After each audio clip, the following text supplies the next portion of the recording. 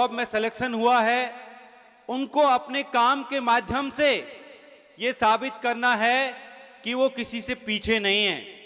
जब आप किसी ऐसे सामाजिक समुदाय से आते हो, ऐसी श्रेणी से आते हो जो एक विशेष श्रेणी है, तो हमेशा आपकी प्रतिभा पर सवाल उठाया जाएगा।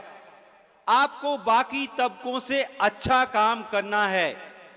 आप पढ़ाई के क्षेत्र में हैं, आप जॉब के क्षेत्र में हैं, जो भी आप जीवन में करते हैं उसमें आपको बाकी समाजों के विद्यार्थियों से, कर्मचारियों से ज्यादा अच्छा करना है, ईमानदारी से काम करना है।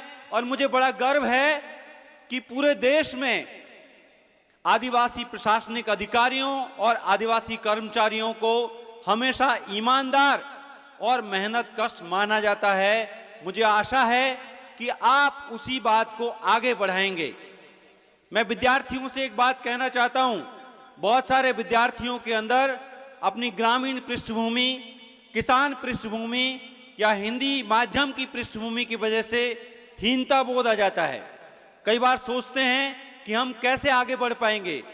कोई अंग्रेजी की बाधा है, कभी लगता है कि दूसरे विद्यार्थी के पिताजी तो बहुत बड़े ऑफिसर है, मैं तो किसान का बेटा हूं, या मुझे कम आता है। इस हीनता बोध को यहीं अपने घर छोड़ करके जाइए। जो आपकी पृष्ठभूमि है वो आपकी कमजोरी नहीं, आपकी ताकत है। आपकी पृष्ठभूमि संघर्ष की, मेहनत की और ईमानदारी की पृष्ठभूमि है। और जिसकी पृष्ठभूमि संघर्ष, मेहनत और ईमानदारी की होगी उसको दुनिया में कोई नहीं रोक पाएगा, कोई भी नहीं। मैंने देश के सबसे बड़े विश्वविद्यालय में पढ़ाता हूं, दुनिया के और बाहर के विश्वविद्यालयों में जाके पढ़ाया है, और मैंने यही पाया है कि अगर आप खुद पर विश्वास रखेंगे, खुद पर भरोसा रखेंगे, मेहनत और ईमानदारी से आगे बढ़ेंगे, तो आपको कोई ताकत नहीं रोक सकती। फिर आपको ना कोई व्रत पूजा पाठ करने की आवश्यकता है, ना किसी के तरफ आश्रित होकर के देखने की आवश्यकता है। आप में स्वयं में काबिलियत है, उस काबिलियत को पहचानिए, अपनी पृष्ठभूमि को अपनी मजबूती बनाइए और आगे बढ़िए। पूरा आसमान आपके लिए खुला हुआ है, खास तौर पे लड़कियों के लिए, क्योंकि लड़कियां अभी शिक्षा के क्षेत्र में धीरे धीरे आ रही हैं, नौकरी के क्षेत्र में आ रही है। तो आपको जो पुरुष है उनको सहयोग करना है कि पुरुष जो भी घर में स्त्रियां हैं, बहन हैं, पत्नी है, बेटी है, उसको बराबर की शिक्षा दिलाएं। और लड़कियों को सोचना है कि हम किसी मायने में कम नहीं हैं। जो भी गरीब है, हाशिए का है, उन सब के लिए बहुत सारे लोग काम कर रहे हैं। इस तरह के मंच काम कर रहे हैं, आपके लिए हॉस्टल बन रहा है, और इस तरह के हॉस्टलों से निश्चित तौर पर समाज की दिशा बदलने वाली है। बस आपको मेहनत करनी है। लेकिन इस मेहनत के रास्ते में कुछ बाधाएं हैं, और उन बाधाओं को हम कैसे दूर करेंगे? एक बाधा है, अभी कहा गया कि सबसे पहले आप सबने मत्स्य भगवान की जय बोली। आप ये बताइए कि ये मत्स्य भगवान कौन है, कहां से आए हैं, और उनके अनुसार हम चलेंगे तो हमारी सामाजिक श्रेणी, हमारा वर्ण कौन सा होगा।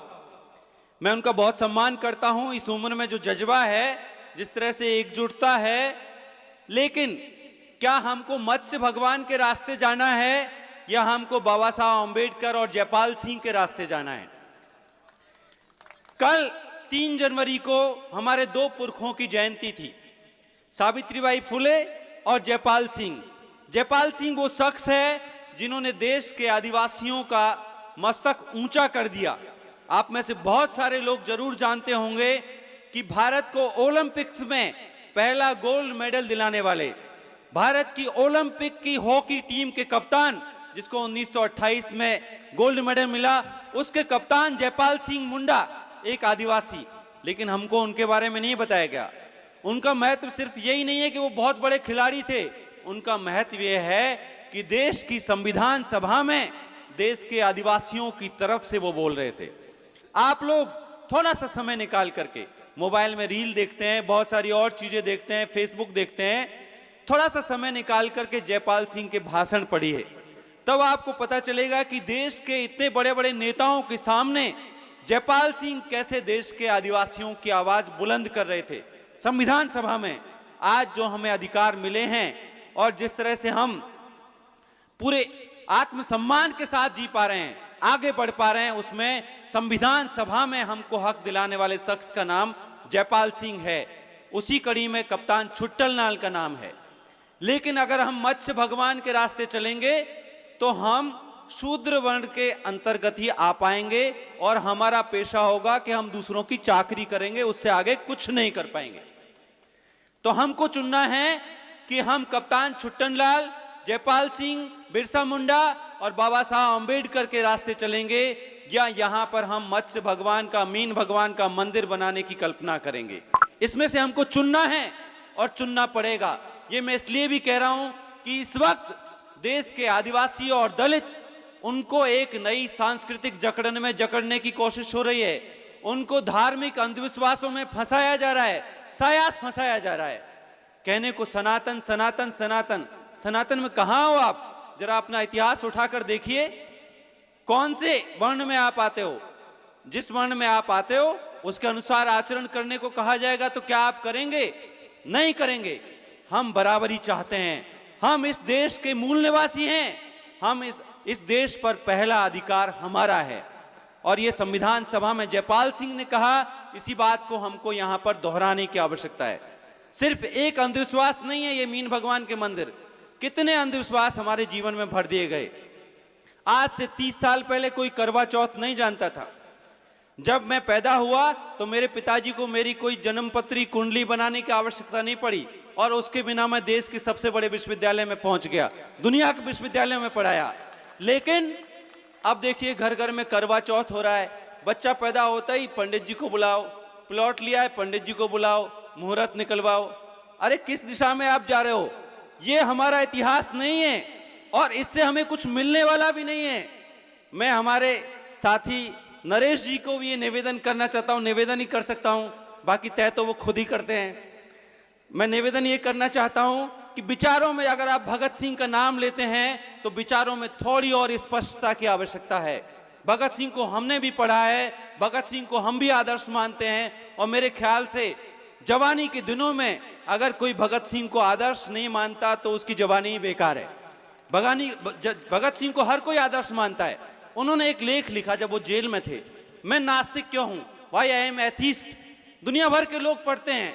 उसमें उन्होंने एक एक तर्क का, जिसको कुतर्क का, अच्छी तरह से जवाब दिया है कि किस तरह से भगवान है या नहीं है, इसको लेकर के हमको चिंतन मनन करने की आवश्यकता है। ये जनता आपकी ताकत है, मंदिरों में आपकी ताकत नहीं है। मैं ये नहीं कह रहा कि आप सबको साथ में लेकर मत चलिए, सबको साथ में लेके सभी जातियों को, धर्मों को साथ में रखिए, लेकिन आपकी ताकत ये लोग हैं जो आपके साथ खड़े हुए हैं, दिन रात खड़े हुए हैं। ये प्यार, ये सम्मान, ये स्नेह हर किसी को नहीं मिलता। आप बहुत भाग्यवान हैं, सैकड़ों वर्षों में किसी एक को इतना प्यार और सम्मान मिलता है, आपको मिला है। इसी ताकत के साथ आगे बढ़िए, हम सब आपके साथ हैं, लेकिन विचारों में एक स्पष्टता लाइए, क्योंकि बहुत डर लगता है जब कोई संशय होता है तो फिर जब आप विधानसभा जाएंगे बहुत सारे मामलों में आपको फैसले लेने पड़ेंगे, आदिवासियों के बारे में, दलितों के बारे में। तब हम चाहते हैं कि आप मजबूती के साथ आदिवासी दर्शन, हमारे पुरखों के साथ खड़े हों, बाबा साहब अंबेडकर और जयपाल सिंह और कप्तान छुट्टनलाल की विरासत के साथ खड़े हों और हमें आप पर गर्व हो। हम नेशनल मीडिया में आपको डिफेंड करें कि ये हमारा भाई नरेश है और ये हमारा नेता है, ये जनता की आवाज है, जनता की आत्मा है, जनता का प्यार और विश्वास है इसके साथ में। वो स्पष्टता की आवश्यकता है और वो हम सबको लानी है।